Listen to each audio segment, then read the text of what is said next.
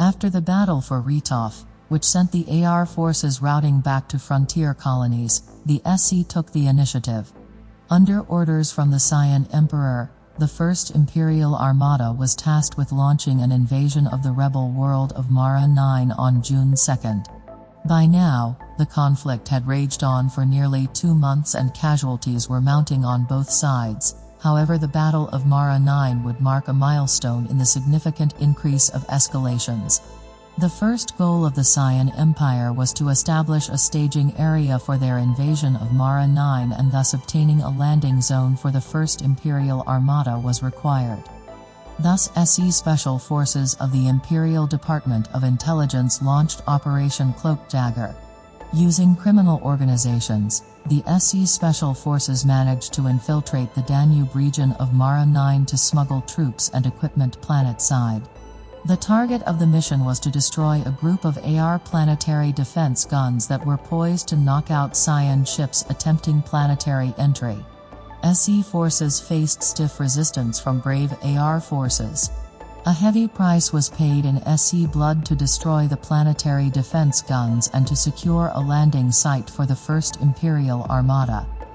After securing the landing site and establishing a staging area for their forces, the SE began the assault on the region of Gekon on June 3rd.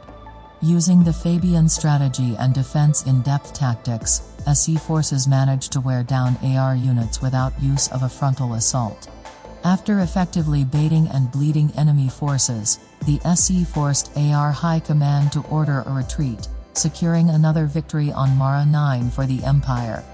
During the invasion of Mara 9 was when the AR unveiled a new line of sophisticated combat droids, known as warbots, developed by the Atlas Corporation.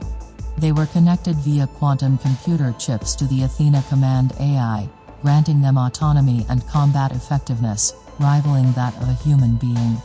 The AR hoped these machines would help turn the tide of the war effort against the SE, reducing AR human casualties and providing a virtually unlimited supply of combat-ready soldiers. During the invasion of Mara 9, warbots proved to be very effective and often resorted to suicide tactics against Scion Empire forces. To counter the use of the warbots, the Imperial Department of Intelligence hired outside mercenary forces which they masqueraded as loyalist militias. The SE launched a convincing propaganda campaign, leading many colonists on Mara 9 to believe that the SE had a large number of loyalists on the planet. The use of these mercenaries helped to balance the odds for some time, as they would wreak havoc throughout the cities and countryside. Shortly after the battle for Gekon, the Imperial Department of Intelligence discovered that the AR were preparing hypersonic ICBMs for use against the SE's invasion forces' staging areas and landing zones. As a result, the SE devised a plan to erect a missile defense shield dubbed TTA-3 to protect their forces. In the midday hours of June 4th, the 10th Scion Guard Expeditionary Unit was set to deliver the final construction supplies for TTA-3. While en route to their drop-off point, the SE forces were ambushed by an AR strike team consisting of aircraft, infantry, armor, and the new AR warbots. Only one steel mule transporter carrying components of TTA-3 reached its drop-off point, while the other two were destroyed, halting construction of the missile defense shield.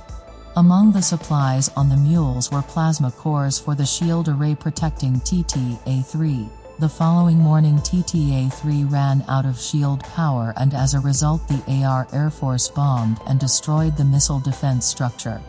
With only days to spare before the ICBMs were prepared to launch, SE forces were pressed on time to capture the capital of Mara 9, Novos-Kaldon, and to discover the location of the ICBM silos. Thus the SE ordered their proxy mercenary forces disguised as loyalists to launch a raid against Novos-Kaldon with the goal of capturing AR senators who resided there in an attempt to force the AR into negotiations. On June 5th the raid began, but no one foresaw the carnage and destruction which would come from it. Nearly the entire city of Novos-Kaldon was destroyed overnight in the single greatest loss of life since the battle for Terra due to the raid. Both the Scion Empire and Amalgamate Republic deny responsibility. According to the AR, Loyalist civilian forces had laid siege to the city for several days, culminating in a final assault that led to the capture of 3 Republican senators and the death of another. During the assault, AR forces managed to evacuate thousands of civilians via the Mercury 12 space elevator while simultaneously holding off against hundreds of well-armed loyalists. Witnesses from all sides report that an SE frigate warped above the city around 4 a.m., which was subsequently followed by a barrage of orbital strikes and what many report were several nuclear blasts. The SCR had made an official statement that, quote, the Loyalist SE proxy forces were given a tactical nuclear weapon by the SE to detonate within the city, while the IDI had denied the claim as absurd, stating that the, quote, AR dogs bombed their own city with space-based weapons in order to prevent the city from falling into Loyalist hands. The truth of what happened on Novos Kaldon was never revealed, though the galaxy mourned for the massive loss of life. Thousands were killed and a massive search and rescue operation of the rubble launched by the AR yielded little results. A day after the Novos Kaldon incident, the AR deployed Disciple 1 on the first Disciple mission in AR history. The Disciple teams were formed as part of the Sector of Espionage and Reconnaissances, Joint Special Operations Department. The Disciple teams of SER consisted of elite sentinels of the Amalgamate Republic Navy and revenant agents of the SER, combining the skills of commandos and stealth elements of revenants into a single unit which could deal with all immediate threats. On Disciple 1's first mission, they were tasked with breaching and securing an IDI facility on Scion Delta. Among their objectives were IDI documents disclosing the locations of several Grand Scions. There they also discovered a detention facility within the IDI base and rescued several SE citizens that were imprisoned. Their mission marked a milestone in the Amalgamate Republic's war effort against the Scion Empire, gaining them vital intel and demonstrating that even while Mara 9 was under attack, the SER could project power to the most secretive SE locations across the galaxy. On June 9th, the invasion of Mara 9 came to a climax, as the ICBM missiles were ready for launch. AR High Command raised the nuclear preparedness level to DEFCON 1 on Mara 9. It was decided that multiple SE targets would be struck with nuclear weapons as retaliation for SE insurrectionists attacking the city of Novos Kaldon, kidnapping 2 AR senators, and killing 1, with the help of the IDI.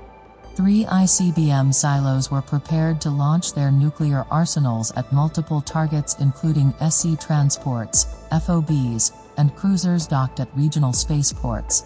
Due to TTA-3, the nuclear shield defense tower, being destroyed days earlier during construction, the SE were forced to send in special forces in an attempt to breach and destroy the silos. 1 silo was destroyed using an orbital strike designated by special forces, however they failed to breach and destroy the remaining 2 silos. As a result, the cruisers SES Magali and SES Cornelius were destroyed in separate nuclear strikes. Transports SES Thompson, SES Icarus, and SES Iridium were also destroyed. Lack of ICBMs meant that staging area FOB Zulu was spared, but those stations surrendered to the AR. Overall, it is estimated that 1,842 ship personnel were killed as well as 980 combat personnel, 5,379 SE loyalist insurrectionists, many of whom were mercenaries, are estimated to have been killed in the nuclear strikes. The missile strikes were conducted by the AR's Command AI, Athena, and deemed to be a critical success, causing the remainder of the 1st Imperial Armada to regroup within the Angelos Nebula where they planned to prepare for a second invasion of Mara 9. However, that would never happen as on June 14 AR double agents aboard the SCS Tiberius, attached to the 1st Imperial Armada, released encrypted radio beacons from the ship's trash chute. This led the ARNs, Amalgamate Republic Navy, 5th, 3rd, and 7th Fleet to the center of the Angelos Nebula where the 1st Imperial Armada chose to regroup. What resulted was an ambush of Scion battle cruisers attempting to regroup with the Armada. 14 Scion ships and 7 ARN ships were destroyed in the battle. With 10 Sen ships lost since the beginning of the war and now 14 additional ships destroyed, Admiral Plutarch ordered a withdrawal of the Armada, 26 out of original 50 ships remaining, back to Imperial-controlled space. On June 15, the remaining ground forces of the SE surrendered to the AR on Mara 9. With no command and control left in the sector, all attempts to launch effective counter-attacks crumbled before they could even begin, ending the invasion of Mara 9 in a Republic victory.